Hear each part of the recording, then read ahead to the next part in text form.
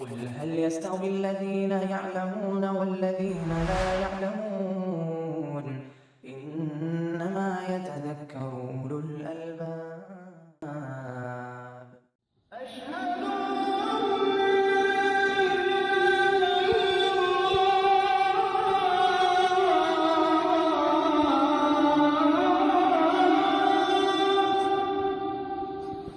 الحمد للہ والصلاة والسلام علی رسول اللہ وعلی آلہ واصحابہ ومن اہتدى بہداه اما بعد فقد قال النبی صلی اللہ علیہ وسلم للہ اشد فرحا بتوبة عبده المؤمن التائب من احدکم براحلته متفق علیہ۔ سنت کی فصل اور صفات کی احادیث چل رہی ہے۔ یہ دوسری حدیث ہے جس کا تعلق اللہ تعالیٰ کے لیے صفت فرح سے ہے۔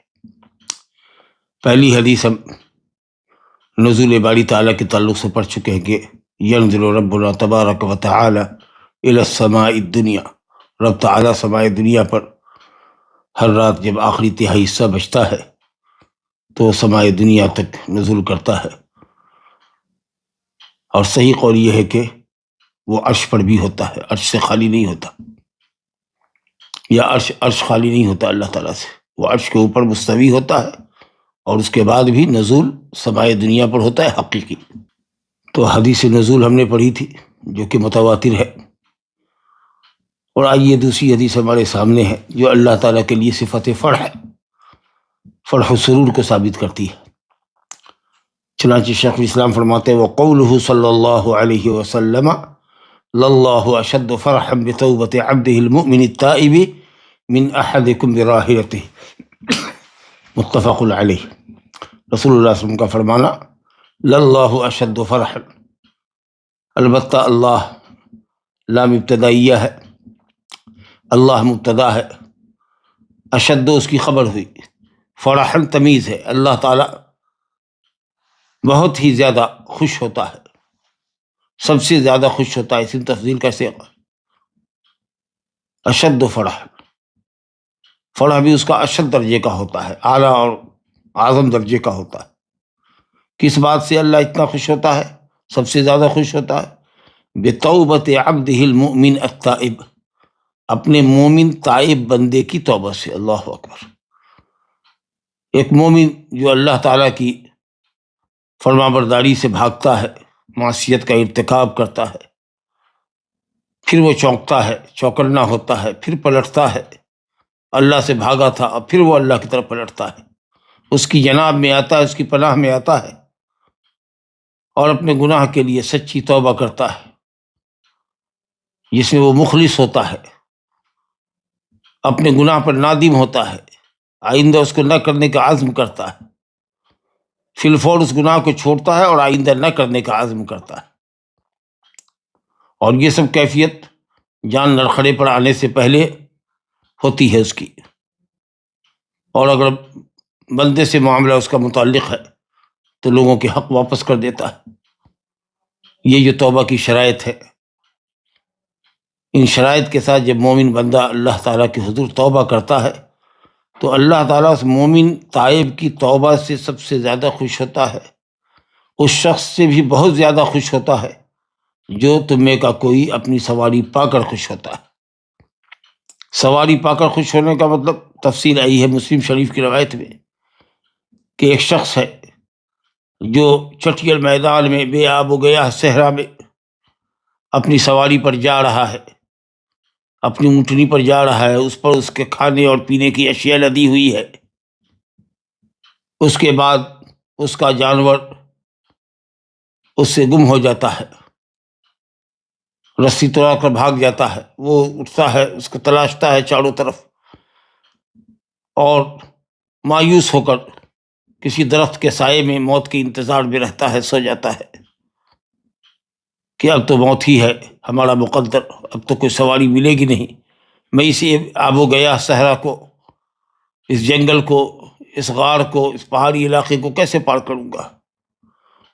اچانک سے وہ دیکھتا ہے کہ اس کی اونٹنی لدی پھدی سامان سے جیسے کہ وہ پہلے تھی اس کے سامنے کھڑی ہے یا اس کی نکیل کسی درخت کی ٹہنی سے الجھی ہوئی ہے اور اس کو وہ اس کی نکیل کو پکڑتا ہے، جو کہ نا امید ہو چکا ہوتا ہے اپنی سواری کے ملنے سے، جب اونٹنی کو وہ اپنے کھڑے سامنے کھڑی پاتا ہے، اس کی نکیل کو پکڑ کر کے شدت فرح سے، عالم وارفتگی میں بے خودی کا عالم ہوتا ہے، اس کی خوشی کی کوئی انتہا نہیں ہوتی، اور ظاہر ہے کہ اس کیفیت کو وہی محسوس کرتا ہے جو اس صورتحال سے گزرا ہو۔ ہم تو صرف امیجنگ ہی کر سکتے ہیں یا وہ بھی نہیں کر سکتے۔ تو وہ ہمارے شدت فرح کے کہتا ہے کہ اللہم انت عبدی وانا ربک، اے اللہ تو میرا بندہ ہے اور میں تیرا رب ہوں۔ شدت فرح کی وجہ سے غلطی کر جاتا ہے یا اس کی زبان خطا کر جاتی ہے، اس کی زبان سے کفریہ کلمہ جاری ہوتا ہے، لیکن ظاہر ہے کہ اس کفریہ کلمے پر اس کا کوئی مواخذہ نہیں ہے، نہ وہ کافر ہوتا ہے نہ اس کا کوئی مواخذہ ہوتا ہے، کیونکہ وہ اس وقت اپنے بس میں نہیں ہوتا، اس قدر خوش ہوتا ہے۔ یا اسی طریقے سے شدت غضب کی وجہ سے اگر کوئی شخص فاقد العقل شخص کی حیثیت میں ہو، جیسے اس کی عقل نہیں ہے، اس کے پاس اس قدر شدید غضبناک ہے یا اس قدر شدید ملال کے اندر ہے کہ کیا کچھ بول رہا ہے اس کو کچھ پتہ نہیں ہے، تو اس وقت کا بھی تصرف اس کا قابل اعتبار نہیں ہوتا ہے۔ اسی لیے انتہائی غصے کی حالت میں بھی اگر کوئی شخص طلاق دے دے بیوی کو کہ مجھ سے کیا کچھ نکلا اس کو پتہ نہیں، تو اس کی طلاق واقع نہیں ہوگی۔ یہ ہے پوری حدیث۔ تو ایک شخص کی شدت کا اندازہ کیجئے جس کی سواری گم ہو گئی ہو اور اب سوائے موت کے کوئی چیز نظر نہیں آتی ہو، اور پھر وہ سواری کو ساز و سامان سے لدی پھدی اپنے سامنے پائے تو اس کی خوشی کی کیا انتہا ہوگی۔ رب تعالیٰ اس سے زیادہ خوش ہوتا ہے جب کوئی مومن بندہ اپنے گناہوں سے سچی توبہ اللہ کے حضور کرتا ہے۔ اللہ اکبر۔ تو اس میں اللہ تعالیٰ کے لیے صفت فرح ثابت ہوئی۔ اور ابن القیم رحمۃ اللہ علیہ نے مدارج السالکین میں فرح کی تعریف کی ہے کہ فرح قلب کی اس لذت کو کہتے ہیں جو کسی کو اس کی محبوب اور مطلوب شے کے ملنے کی وجہ سے محسوس ہوتی ہے۔ کسی شخص کے قلب کو جو لذت کسی محبوب اور مطلوب شے کے ملنے سے حاصل ہوتی ہے اس کو فرح کہتے ہیں۔ بہرحال یہ فرح صفت کمال ہے، اور اللہ تعالیٰ کے لیے صفتوں کے اندر سب سے اعلیٰ جو صفت اور اکمل جو صفت ہوتی ہے وہ اللہ کے لیے ہوتی ہے۔ چنانچہ اللہ تعالیٰ اپنے بندے کی توبہ سے خوش ہوتا ہے۔ فرح، کسی چیز سے فرح، اللہ کا خوش ہونا، یہ رضا سے بھی اوپر کا درجہ ہوتا ہے۔ یا لوگوں نے کہا، یا شیخ ابن القیم رحمۃ اللہ علیہ فرماتے ہیں، حافظ ابن القیم رحمۃ اللہ علیہ فرماتے ہیں کہ فرح کا مقام رضا سے اوپر ہے۔ ہر شخص جو فرح ہوتا ہے، خوش ہوتا ہے، وہ راضی بھی ہوتا ہے، لیکن ضروری نہیں کہ ہر شخص جو راضی ہو آپ کی بات سے راضی ہے، آپ کے فیصلے سے راضی ہے، لیکن ضروری نہیں ہے کہ وہ خوش بھی ہو۔ چلو راضی ہے تو رضا کا درجہ نیچے ہوتا ہے اور فرح کا درجہ اس کے اوپر ہوتا ہے۔ تو ہر فرح خوش شخص راضی ہوتا ہے، لیکن ہر راضی شخص ضروری نہیں کہ وہ خوش ہو۔ لا الہ الا اللہ۔ تو اللہ کے لیے صفت فرح ہے، جیسا کہ اس کی عظمت و جلال کو زیب دیتا ہے۔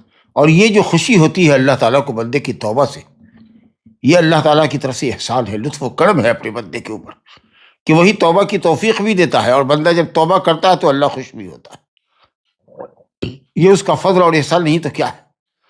وہ اس لیے تھوڑی خوش ہوتا ہے کہ بندے کی توبہ کا وہ محتاج ہے، یا ہماری توبہ سے یا ہماری عبادت سے اس کے مقام میں رفعت آتی ہے، بلندی آتی ہے، اور ہم گناہ کرتے ہیں تو اس کی عظمت شان میں کوئی کمی آتی ہے۔ ارے نہیں، ہرگز نہیں۔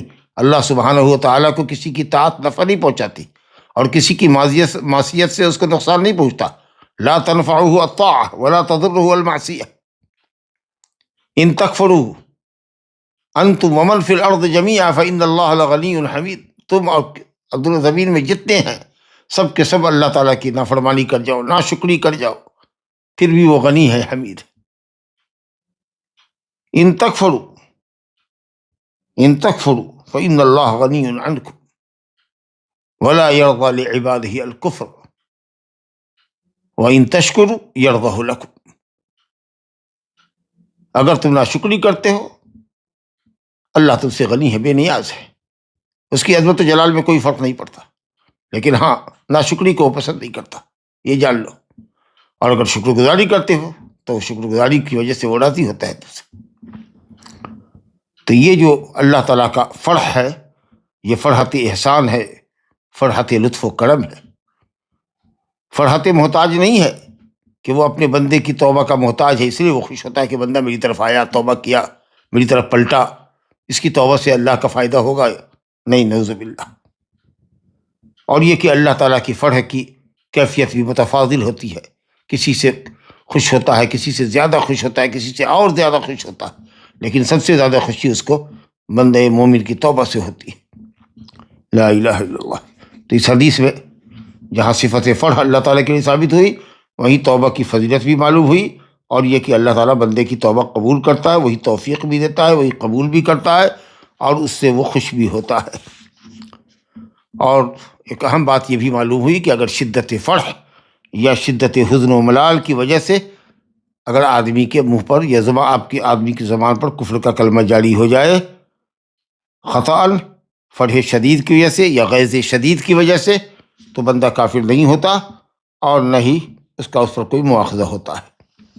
جیسے کہ اس شخص نے کہا انت عبدی وانا ربک، لا الہ الا اللہ۔ اگلی حدیث ملاحظہ کیجیے، وقولہ صلی اللہ علیہ وسلم، یہ تیسری حدیث ہے جس کا تعلق ضحک سے ہے۔ اللہ ہنستا ہے، ضحک یا ضحک یضحک، اللہ ہنستا ہے۔ تمام صفت اللہ کی شان کے لائق ہے۔ ہم بھی ہنستے ہیں، ہم بھی تعجب کرتے ہیں، ہم بھی خوش ہوتے ہیں، ہمارے بھی ہاتھ ہیں، ہمارے بھی پاؤں ہیں، ہماری بھی آنکھیں ہیں، اللہ کے لیے بھی جو صفات ثابت ہے وہ ہے۔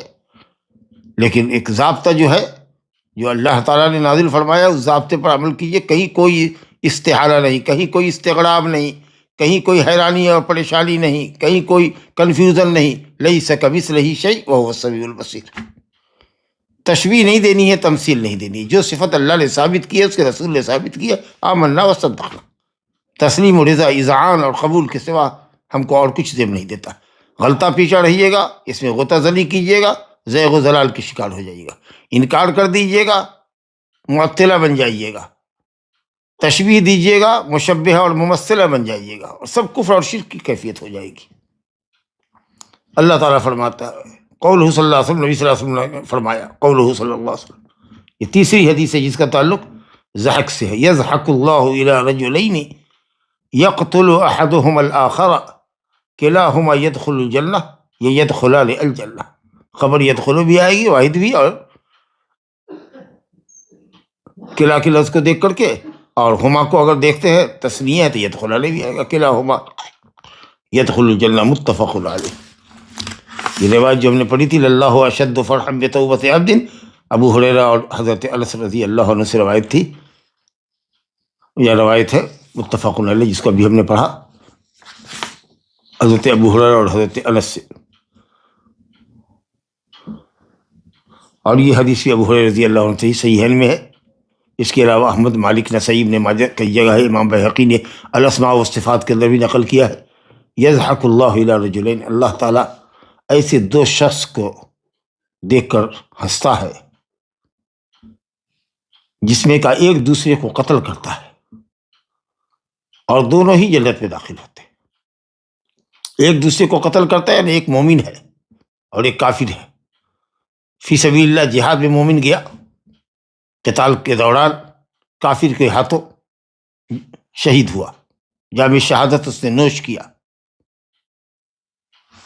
شہید کے تمام گناہ معاف کر دیے جاتے، جنتی جنت میں گیا وہ۔ پھر یہ کافر جس نے مومن کو قتل کر کے جنت پہنچایا تھا، درجہ شہادت پر مومن فائز ہوا تھا، اب اس کافر پر اللہ نے احسان کیا اور اسے مشرف باسلام کیا۔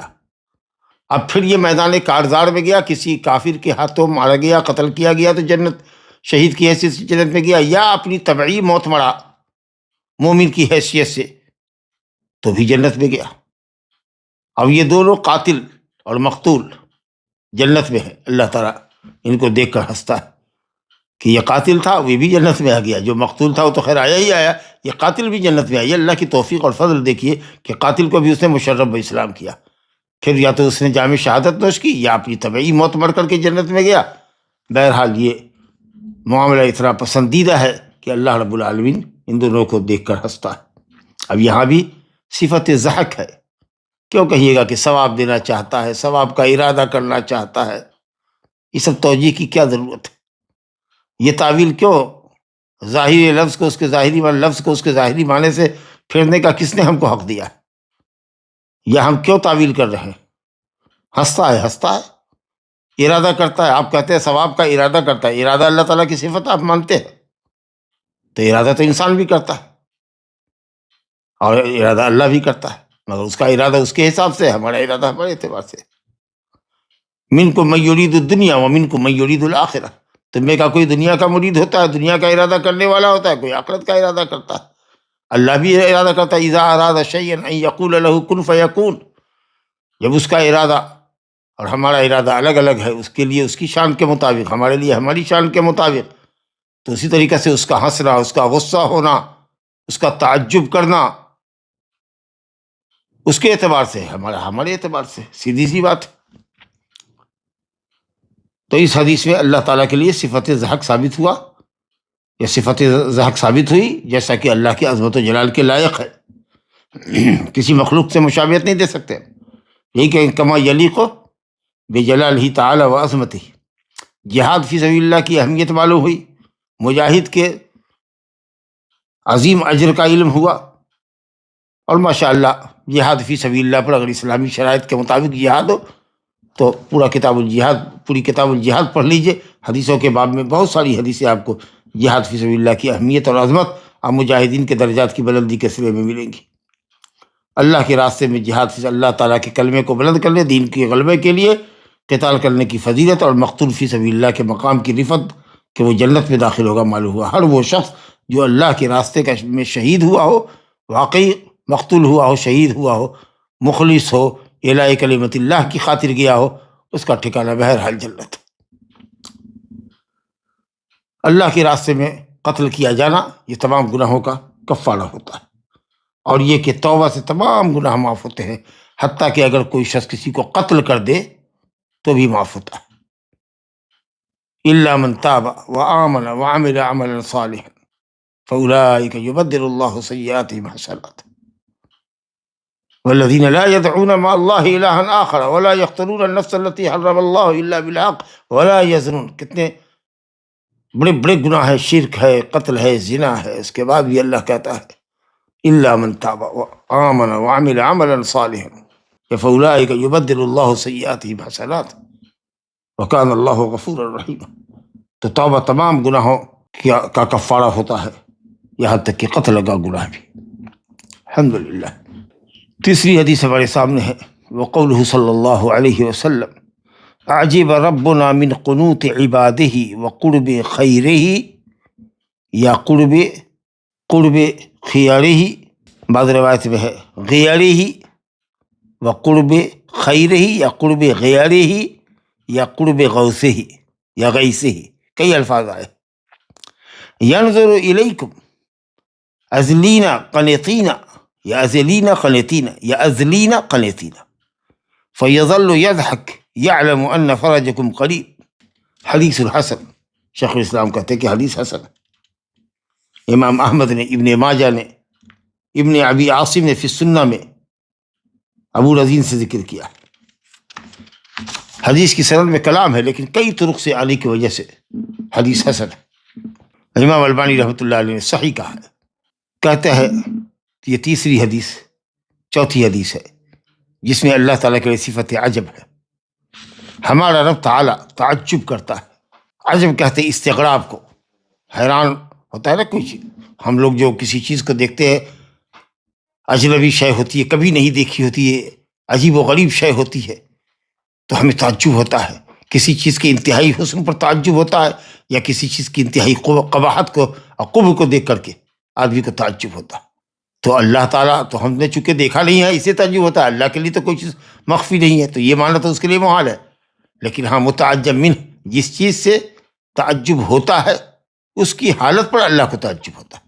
یعنی تعجب کا دو سبب ہوتا ہے. ایک تو یہ کہ آدمی کبھی دیکھے نہیں ہوا ہوتا، سڈنلی کسی چیز اس کے سامنے آتی ہے تو حیران اور ششدر رہ جاتا ہے کسی چیز کی اچھائی کو دیکھ کر یا اس کے خوب کو دیکھ کر جو کبھی نہیں دیکھے ہوا ہوتا، کیونکہ اس کو دیکھے ہوا نہیں ہوتا، اس کے اسباب پر مطلع نہیں ہوتا، تو اللہ پر تو کوئی چیز لا تخفی علیہ خافیہ، کوئی چیز پوشیدہ ہی نہیں ہے۔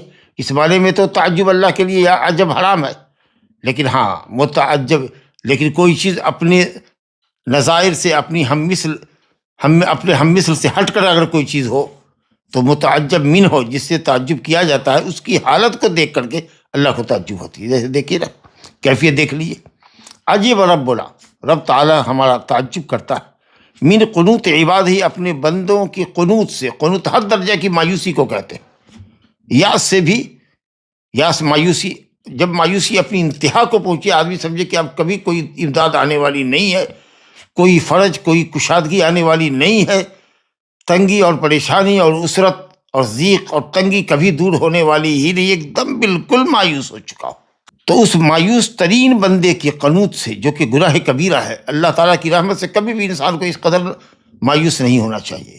انہ لا ییأس من روح اللہ الا القوم الکافرون، کہا قرآن نے، اللہ کی رحمت سے نا امید ہونا کافر قوموں کا کام ہے۔ ومن یقنط من رحمت ربہ الا الضالون، اللہ تعالیٰ کی رحمت سے قنوط کرنے والے حد درجہ مایوس ہونے والے ضالین ہوتے ہیں، اور جس کو ضالین کہا گیا ہو، جو کافروں کی صفت، تو ظاہر ہے کہ وہ حرام ہے، کبیرہ گناہ۔ عجیب ربنا من قنوت عبادہ، بندوں کی قنوت سے اللہ تعالیٰ بہت تعجب کرتا ہے کہ کیوں اس شخص کی ایسی حالت ہے، یہ کیوں مایوس ہو گیا۔ وقرب خیر ہی، کہ اس کی بھلائی قریب تھی، اب اس کو ملنے والی تھی، اس کی شدت ختم ہونے والی تھی، اس کی تنگی کشادگی سے بدلنے والی تھی، اس کی مفلسی تونگری سے بدلی جانے والی تھی، اس کی بیماری کے بعد اب اس کو شفا ملنے والی تھی، اور یہ مایوس ہو کر کے اس لیے اللہ تعالیٰ سے رابطہ توڑ دیا، دعاؤں کا سلسلہ بند کر دیا، اور ایک دم مایوس ہو گیا کہ ہم کبھی اچھے ہی نہیں ہوں گے، کبھی حالت میں ہمارے سدھار ہی نہیں ہوگا۔ تو بندوں کی حد درجہ مایوسی اور رب تعالیٰ کے خیر کی قربت، یا غیر ہی تغیر سے، غیر ہی تغیر سے، کہ اب تغیر پر ہم آئے کہ اس کی حالت کو بدل دے، شدت کو رخا سے بدل دے، عسر کو یسر سے بدل دے، مرض کو شفا سے بدل دے، کرب کو فرج سے بدل دے، تکلیف کو آسائش سے اور کشادگی سے بدل دے، اور یہ مایوس ہو گیا۔ جب ہم قریب دعا قبول کرنے کو آئے تو اس نے مایوسی کر دی، مایوسی ظاہر کر دی، نا امید ہو گیا جی۔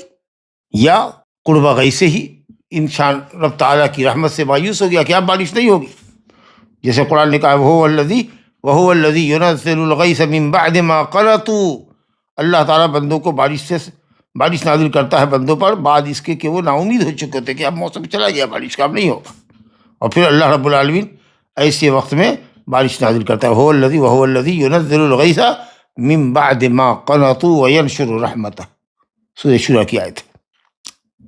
تو یہ تین لفظ آئے ہیں۔ بہرحال بندے کی حد درجہ مایوسی رب تعالیٰ کی خیر کی قربت ہے، تغیر حال اس سے بندے سے قریب ہے، اب اللہ تعالیٰ اس کی حالت کو درست کرنا چاہتا ہے۔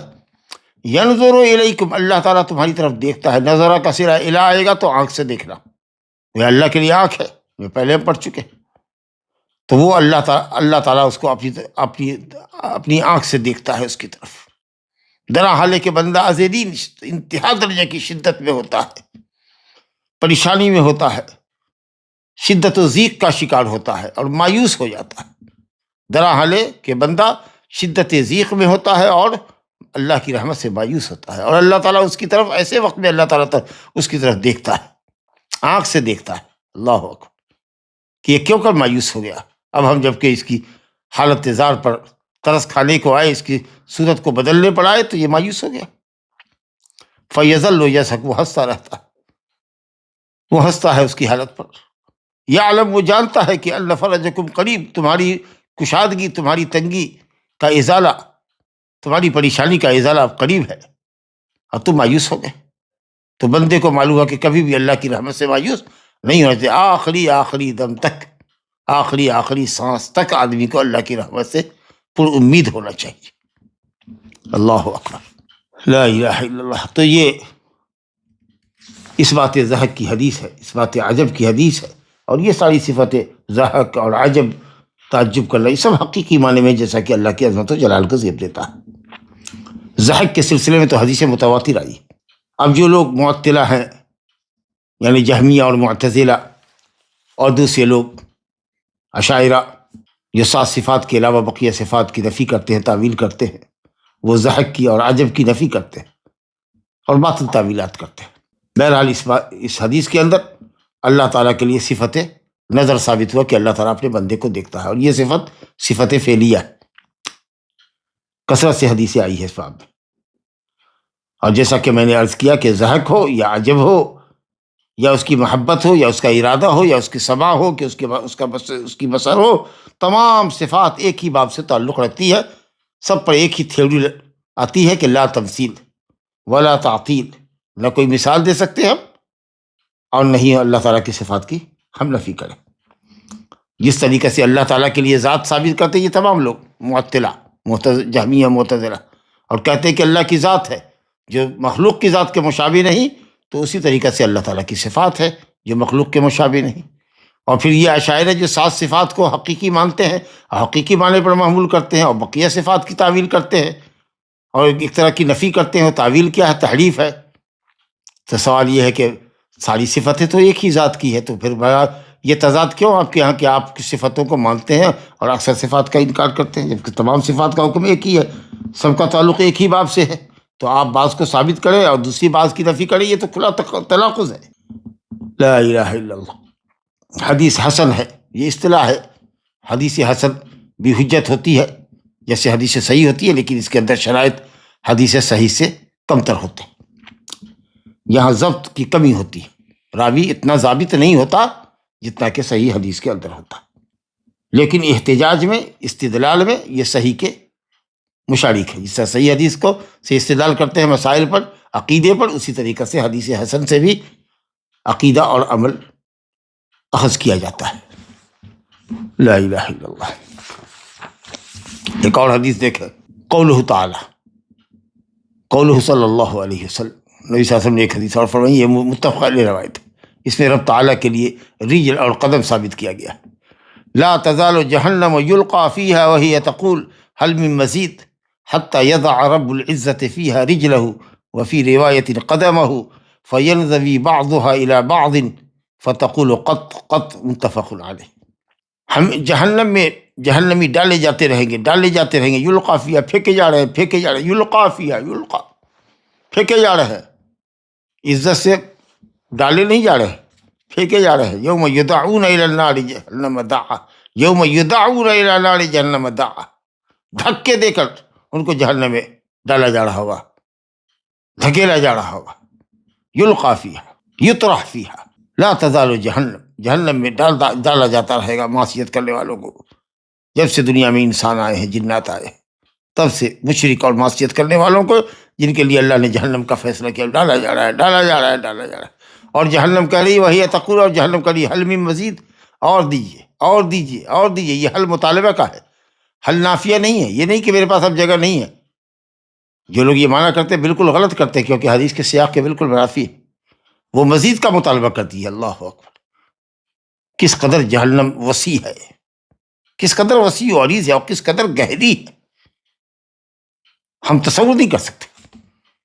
کہ بتائیے، جب سے دنیا قائم ہے، انس و جن کی معصیت کرنے والے جہنم میں جھونکے جا رہے ہیں، کفار مشرکین اور گنہگار، اور پھر بھی وہ مطالبہ کرے اور لاؤ، میں ابھی بھری نہیں. اب تو کوئی ہے نہیں کہ جس کو داخل کیا جائے، اور نہ کردہ گناہ کی وجہ سے کسی کو داخل کیا نہیں جا سکتا ہے.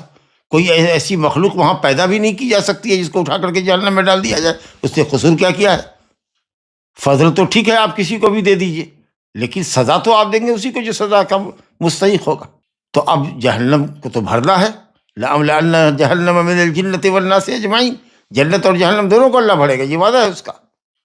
تو اب رب تعالیٰ حتی یضع رب العزت فیہا رجلہ، عزت والا رب یہاں پر صاحب کے معنی میں، عزت والا رب خالق کے معنی میں نہیں ہے، کیونکہ عزت اللہ تعالیٰ کی صفت ہے. تو اگر کہیں گے عزت کا پیدا کرنے والا، تو اللہ کی عزت تو اللہ کی صفت ہے جو غیر مخلوق ہے. تو اس لیے رب یہاں پر رب کے معنی میں، خالق کے معنی میں نہیں بلکہ صاحب کے معنی میں. من رب ھذا البیت، اس گھر کا مالک کون ہے؟ عزت کا مالک، عزت والا کہے گا اللہ. حتی یضع رب العزت، رب العزت صاحب العزت یعنی اللہ سبحانہ و تعالیٰ جہنم میں یا جہنم پر، بعض روایت میں فیہا، بعض روایت میں علیہا، جہنم جو آگ کی طبقے کا نام ہے جو انتہائی گہرا ہوگا، اس پہ اپنا اللہ تعالیٰ پاؤں رکھے گا، رجلہ، اس پر پاؤں رکھے گا اللہ تعالیٰ۔ اور ایک روایت میں قدمہ، قدم، اسی کے قدم کو قدم کیوں کہتے ہیں؟ اسی کہ وہ آگے بڑھتا ہے تو آدمی چلتا ہے، جب آدمی حرکت کرتا ہے چلتا ہے تو قدم پہلے بڑھتا ہے، تو قدمہ رجل ہے یا قدم ہے، تو اللہ تعالیٰ کے لیے رجل ثابت ہوا اور قدم ثابت ہوا جب اللہ تعالیٰ اپنا پاؤں رکھے گا اس پر۔ اللہ اکبر۔ فینضوی بعضها الی بعض، تو جہنم ایک دوسرے سے چپکے گی، ایک دوسرے سے سمٹے گی، ایک دوسرے سے کے ساتھ سکڑے گی، یہاں تک کہ اس کی جو خالی جگہ ہوں گی وہ سب بھر جائے گی۔ اور اس کے بعد وہ کہے گی فتقل، جہنم کہے گی قط قط۔ اب یہ قول اس کی حالت کے اعتبار سے ہے، اس کی حالت اس کی کیفیت کو بیان کر رہی ہے، یا یہ کہ اس کو زبان اللہ دے گا، اس کو گویائی عطا فرمائے گا۔ چلیے زبان نہیں دے گا، گویائی عطا فرمائے گا، بول، تمہارے اندر ادراک پیدا کرتا ہوں، احساس پیدا کرتا ہوں، تمہارے اندر بولنے کی صلاحیت پیدا کرتا ہوں، وہ بول پڑے گی، بس قط قط، حسب حسب، حسبی حسبی، مجھ کو کافی ہے یہ لوگ، مجھ کو کافی ہے یہ لوگ، قد امتلأت، تو میں بھر گئی، میں بھر گئی۔ یہ ہے تفسیر اس آیت کی، یوم نقول لجہنم هل امتلأت وتقول هل من مزید۔ جس دن اللہ جہنم سے کہے گا تو بھر گئی، تو وہ کہے گی حل من مزید، حل من مزید، اور لاؤ اور لاؤ اور لاؤ۔ یہ معنی نہیں ہے کہ نہیں اب مزید نہیں چاہیے، نہیں مزید چاہیے، ابھی میں بھری نہیں، جیسا کہ حدیث بتا رہی ہے متفق علیہ، یہاں تک کہ رب تعالیٰ اس کو بھرنے کے لیے اپنا قدم ڈالے گا، وہ اللہ تعالیٰ کی عظمت سے خوف زدہ ہو کر کے سکڑے گی اور تنگ ہو جائے گی اور جہنم بھر جائے گی۔ فینضوی بعضها، بعض کے ساتھ سے چمٹے گی، سٹے گی، سکڑے گی، سمٹے گی، کوئی بھی معنی کر دیجیے، انزوا ینزوی کا، بعض سے سکڑ جائے گی، سمٹ جائے گی، اور وہ بھر جائے گی کہ بس اب نہیں، اب جہنم بھر گئی۔ لا الہ الا اللہ۔ تو معلوم یہ ہوا کہ جنت اور جہنم دونوں جو اللہ تعالیٰ کی مخلوقات ہے، ایک اوساط کا، کفار مشرکین اور اوساط کا ٹھکانہ ہے، اور جنت دار المتقین ہے۔ اللہ تعالیٰ نے اس کو پیدا کر رکھا ہے، یعنی کہ قیامت کے دن پیدا ہوگی۔ یہ بھی عقیدہ ہے کہ جنت اور جہنم مخلوقتان پیدا کی جا چکے، جہنم کی ہولناکی کو اللہ دو چند کر رہا ہے، جنت کی نیکیوں کو بھی اللہ تعالیٰ خوب بنا رہا ہے، سنوار رہا ہے، بڑھا رہا ہے، اس میں اضافہ کر رہا ہے۔ دوسری بات یہ کہ جہنم کلام کرے گی، اب یہ کلام راج قولیہ کے لسان قول سے ہوگی، یعنی بات کرے گی، وہ قول ہوگا، حرف و صوت ہوگی، کیونکہ حدیث کو یا کسی بھی عبارت کو اس کے اصل اور حقیقی معنی پر محمول کرنا ہی اصل ہوتا ہے۔ تو یہ نہیں کہ زبان حال سے کہے گی، اس کی حالت، اس کی کیفیت بتا رہی ہوگی کہ نہیں میں بھر گئی، وہ نہیں، وہ کہے گی صراحت سے کہ میں بھر گئی۔ اللہ اس کے اندر ادراک پیدا کرے گا۔ اللہ ہر چیز پر قادر ہے، جو اللہ پاؤں پر چلانے پر قادر ہے وہ انسان کو کل کی جہنم میں سر کے بل بھی چلانے پر قادر ہوگا۔ انسان سر کے بل جہنم میں گھسیٹ کر داخل کیا جائے گا، یا سر کے بل چل کر کے جہنم میں جائے گا، پاؤں اوپر سر نیچے۔ لا الہ الا اللہ۔ اور کیا فائدہ اس حدیث سے نکلا کہ جہنم بہت ہی وسیع ہے۔ اللہ تعالیٰ محفوظ رکھے ہم سب کو، ہمارے ماں باپ کو، ہمارے اخوان محبین کو، اور انتہائی گہری کہ جب سے اللہ نے مخلوق کو پیدا کیا تب سے نافرمانوں کا وہ ٹھکانہ ہے، اور اس کے بعد بھی وہ نہیں بھر رہی اور زیادتی کا مطالبہ، اضافے کا مطالبہ کر رہی۔ اور جیسا کہ میں نے کہا کہ بلا جرم کے کسی کو داخل کر کے تو کیا نہیں جا سکتا۔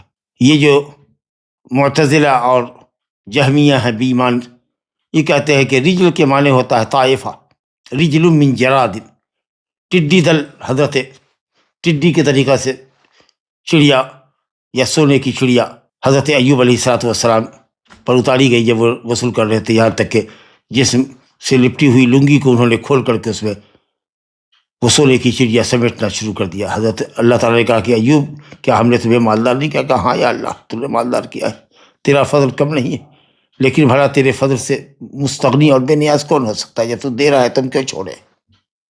کہتے رجل من جراد، رجل آیا ہے وہاں پر، طائفۃ من جراد، کہتے ہیں کہ ایک طائفہ جی پیدا کر دے گا اللہ رب العالمین، جس کو جہنم میں داخل کر کے جہنم کو بھر دے گا۔ کیا جرم ہے اس طائفہ کا؟ لا حول ولا قوت الا باللہ۔ قدم کو قدم نہیں مانتے، رجل کو رجل نہیں مانتے، لیکن ایک جماعت کو پیدا کر دے گا، ایک مخلوق کو پیدا کر دے گا جس کو جہنم میں داخل کر دے گا، لا حول ولا قوت الا باللہ، بغیر جرم کے داخل کر دے گا۔ ہاں جنت میں جگہ باقی رہے گی تو اللہ تعالیٰ وہیں پر ایک مخلوق کو پیدا کرے گا جس نے اللہ کے لیے کوئی عمل نہیں کیا تھا، پیدا ہوگا اور وہ جنت میں داخل کیا جائے گا۔ تو یہ اللہ کا فضل ہے، لیکن عذاب سزا تو مستحق کو ملتی ہے، فضل تو غیر مستحق کو بھی آپ دے سکتے ہیں، یہ فضل ہے۔ اس کے لیے اللہ مخلوق پیدا کرے گا جیسا کہ حدیث ہے۔ اور جو اصل جو اہم چیز ہے جو جس کے ثبوت کے لیے حدیث کو لے کے آئے ہیں، وہ اللہ کے لیے قدم اور رجل کا ثبوت ہے، جیسا کہ اللہ کی عظمت و جلال کو زیب دیتا ہے۔ وہی سنہ یہ ابو محمد حسین بن مسعود البغوی رحمۃ اللہ علیہ کا بڑا اچھا قول ہمارے سامنے ہے، اس وقت ہم اس کو پڑھتے ہیں۔ کہتے ہیں القدم والرجل فی الحدیث، قدم اور رجل جو اللہ حدیث میں آیا ہے یہ اللہ تعالیٰ کی صفات میں سے، جو صفات کیفیت سے پاک ہیں، ان صفات کی ہم کوئی کیفیت بیان نہیں کر سکتے، ان پر ایمان لانا فرض ہے، اور ان صفات کے اندر غور و خوض کرنے سے بچنا ہمارے لیے واجب ہے۔ ہدایت یافتہ وہی ہے جو بلا چور و چرا تسلیم کا راستہ اختیار کرے، جو غوطہ زنی کرتا ہے، اس پہ غور و خوض کرتا ہے، ماتھا پچی کرتا ہے، وہ گمراہ ہو جاتا ہے۔ جو انکار کرتا ہے وہ معطل ہوتا ہے، جو تشبیہ یا تکییف کرتا ہے وہ مشبہ ہوتا ہے، جبکہ اللہ کہتا ہے لیس کمثلہ شیء وہو السمیع البصیر۔ بہرحال حدیث میں رد ہے معطلہ پر جو صفت قدم کا انکار کرتے ہیں اور تعویل کرتے ہیں کہ یہ رجل ایک مخلوق ہوگی، ایک خاص مخلوق ہوگی، جی جیسے کہ کہا جاتا ہے رجل من جراد، قطعۃ منہ، ایک جماعت ہوگی، جبکہ یہ تعویل کئی وجہ سے فاسد ہے، کیونکہ یہ رجل کو حقیقت پر محمول کیجیے۔ پھر دوسری یہ ہے کہ اس میں یہ نہیں ہے کہ رجل کو اللہ تعالیٰ جہنم میں ڈال دے گا، یلقی فیہا یا یلقی فیہا، اللہ تعالیٰ اس میں ڈال دے گا، بلکہ ہے یضع رب العزت رجلہ، رب العزت اس میں یا اس پر اپنا پاؤں ڈالے گا، یضع رکھے گا، یلقی فیہا نہیں، جہنم میں ڈالے گا رجل کو، یضع وضع یضع رکھے گا۔ جب تک جہنم میں لوگ پھینکے جا رہے ہیں، لا یزالو یلقی فیہا، اللہ تعالیٰ پھینک رہا ہے پھینک رہا ہے پھینک رہا ہے جہنم میں، فرشتے پھینک رہے ہیں اللہ کے حکم سے، تو وہاں یلقا ہے، پھر یہاں پر یزو کیوں آیا؟ اس کا مطلب کہ اللہ تعالیٰ اپنا قدم رکھے گا۔ اور قدم ہو کہا گیا، قدم ہو، رجل ہو نہیں کہا گیا، قدم ہو۔ اب یہاں پر تو سوائے حقیقی معنی کی کوئی اور معنی لے نہیں سکتے، الی غیر ذلک، اور بھی بہت ساری وجوہات، اور انشاءاللہ تعالیٰ حدیثوں کا اور بھی سلسلہ قائم ہے، جاری ہے۔ ایک حدیث انشاءاللہ ہم اور لیتے ہیں۔ وقوله یقول اللہ تعالی یا آدم فیقول لبیک وسعدیک فینادی بصوت ان اللہ یأمرک ان تخرج من ذریتک بعثا الی النار، متفق علیہ۔ یہ حدیث بخاری اور مسلم کی ہے، ابو سعید خدری رضی اللہ عنہ سے۔ اللہ تعالیٰ کہے گا، قول جو حرف اور صوت سے ہوتا ہے جس کو ہم پڑھ چکے ہیں کہ اللہ کے لیے قول ہے، ومن اصدق من اللہ قیلا، قول جو حرف اور صوت سے قول ہوتا ہے۔ اللہ کہے گا اے آدم، جو ابو البشر ہے، یا آدم، تو اللہ کی آواز سنے گی آدم، تبھی تو وہ جواب دے گے، لبیک وسعدیک، لبا، الب بالمکان، الب یلبی، تلبیہ، الب بالمکان اذا اقام بہ، جب آدمی کسی جگہ میں سکونت پذیر ہوتا ہے تو کہتا ہے فلان الب بالمکان، گویا کہ لبیک معنی ہوتا ہے انا مقیم علی طاعتک، لبیک یعنی میں اے اللہ میں تیری اطاعت پر مقیم ہوں، وسعدیک مساعدہ سے، اور میں تیری فرما برداری پر قائم ہوں، اللہ میں اس کو باعث سعادت سمجھتا ہوں، میں تیری اطاعت پر قائم ہوں اور اس کو اپنے لیے بار بار باعث سعادت سمجھتا ہوں، تیری عبادت کرنے کو۔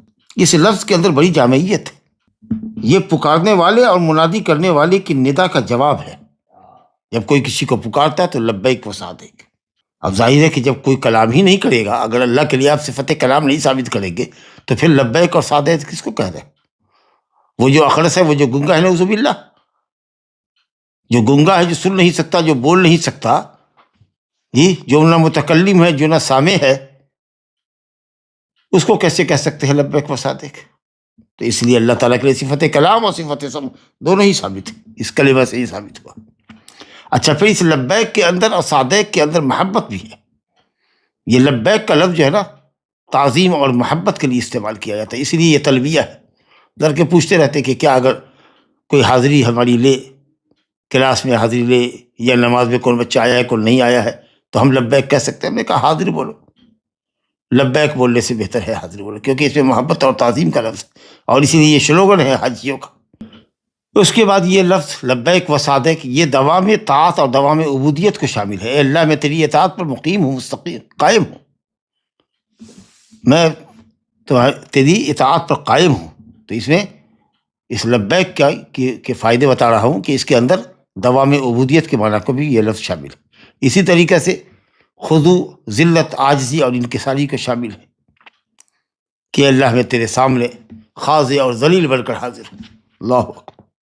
اخلاص کو بھی شامل ہے، اسی سے لب آتا ہے، لب الکلام، کلام کا خلاصہ کیا ہوا جو ایک دم نچوڑ ہے.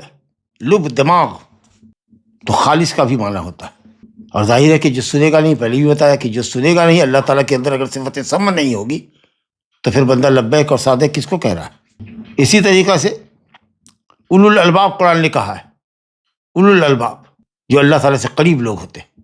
تو یہ لفظ لبیک تقرب من اللہ کا بھی معنی کو شامل ہے، اللہ سے تقرب حاصل کرنے کو.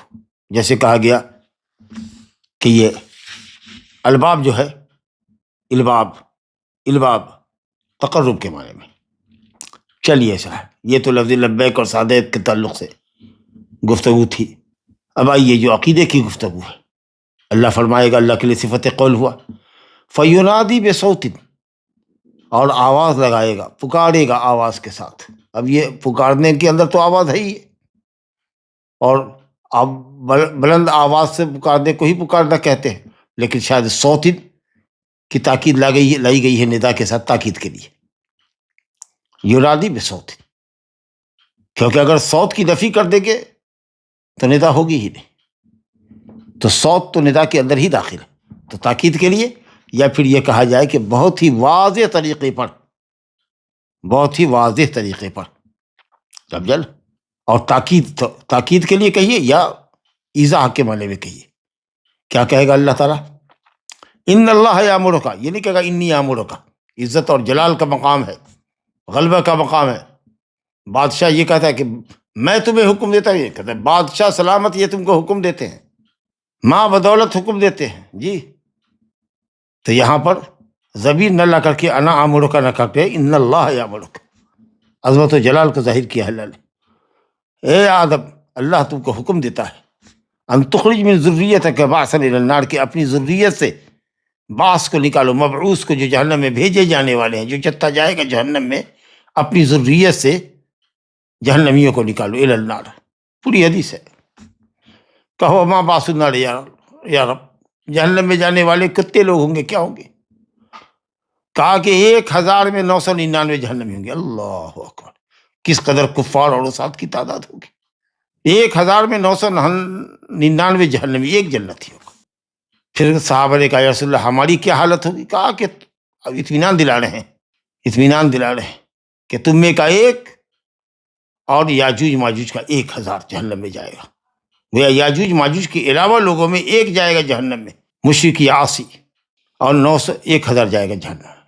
یہ یاجوج ماجوج جو 2 نسل ہے بنی آدم کی، سوچ لیجیے کتنی بڑی تعداد ہے یاجوج ماجوج کی.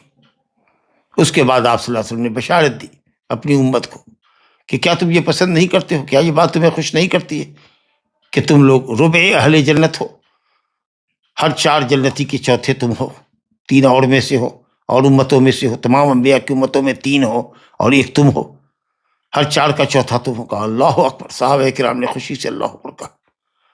پھر آپ نے فرمایا کہ کیا تمہیں یہ بات خوش نہیں کرتی ہے کہ تم 3 اہل جنت ہو، 30% تم ہی ہو، اور لوگوں کی خوشی کا کیا کہنا. پھر آپ نے کہا کہ کیا تمہیں یہ بات خوش نہیں کرتی ہے کہ تم نصف اہل جنت ہو، 50% جنتی تم ہی ہو. لوگوں نے اللہ اکبر. یہ ہے شوق کو بڑھانے کا انداز. بلکہ بعض روایتوں میں ہے، صحیح روایتوں میں، کہ تم 2/3 ہوگے، 50% نہیں، 66.66 ہوگے. 120 صفیں ہوں گی جنتیوں میں، جنتیوں کے جانے کی، چاہے وہ جتنی بڑی صف ہو۔ اب کتنے لوگ ہوں گے صف میں، کہاں سے کہاں تک کی ہوگی، یہی سب بات ہوگی کہ اس کا سوال کرنا غلط ہوگا۔ جتنے جنتی ہوں گے ان کی 120 صفیں ہوں گی، جس میں آپ نے فرمایا کہ 80 منکم، 80 صفیں تمہاری ہوں گی، جعلنی اللہ وإیاکم منہم من اہل جنہ۔ تو بہرحال اس حدیث میں صفت قول، صفت ندا ثابت ہوئی، ہم نے پڑھا ہے، پہلے بھی آ چکے ہیں کتاب اللہ کی آیتوں کے ضمن میں، ومن اصدق من اللہ قیلا، ومن اصدق من اللہ قیلا حدیثہ، یہ سب پڑھ کے آ چکے ہیں ہم لوگ۔ تو اس کے اندر سمجھ میں بات آئی کہ قول اللہ تعالیٰ کی صفت ہے، اور وہ ہمیشہ سے متکلم ہے، ہمیشہ متکلم رہے گا، جب چاہتا ہے، جب چاہتا ہے، جو چاہتا ہے وہ بولتا ہے، اور اس کا کلام حقیقی ہوتا ہے، حرف اور صوت کے ساتھ ہوتا ہے، جس کو فرشتے سنیں گے بندہ قیامت کے دن سنے گا۔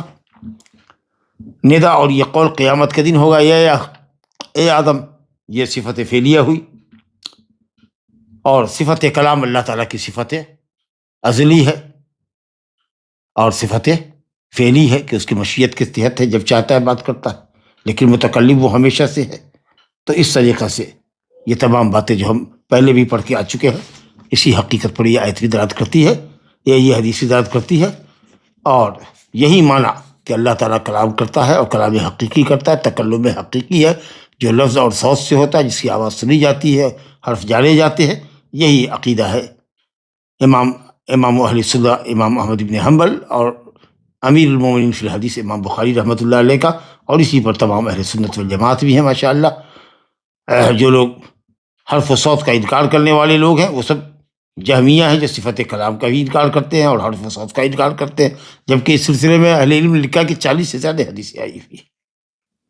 لا الہ الا اللہ۔ لہذا تمام صفات کے تعلق سے ہم وہی کہیں گے کہ تمام صفات اللہ کے ثابت ہے، کما یلیق بعزت اللہ و جلالہ، اللہ کی عظمت و جلال کے لائق تمام صفتیں اللہ کے لیے، اثباتا بلا تمثیل و تنزیہا بلا تعطیل۔ صفات کو ثابت کرو بلا تمثیل کے، اور اللہ تعالیٰ کو ہر عیب و نقص سے پاک رکھو، کسی مخلوق کی مشابہت سے وہ پاک ہے، لیکن تعطیل مت کرو۔ حدیث میں دلیل ہوئی کہ اللہ تعالیٰ آدم کو پکارے گا اور آدم سے بات کرے گا۔ تو جو لوگ کہتے ہیں کہ کلام اللہ نفسی ہے، وہ ایک کیفیت ہے، مانوی ایک کیفیت ہے، تو مانوی کیفیت کو سنے گا کوئی کیسے؟ آپ کے من میں کیا ہے یہ کوئی کیسے سنے گا جب تک کہ آپ بولیں گے نہیں؟ آدم علیہ السلام اللہ کا کلام سنیں گے، صرف معنی مجرد کلام حرف اور صوت کے بغیر ہو تو اسے تو سنا نہیں جاتا۔ چلیے، ھذا وباللہ التوفیق، وصلی اللہ وسلم وبارک علی نبینا محمد وعلی آلہ وصحبہ اجمعین۔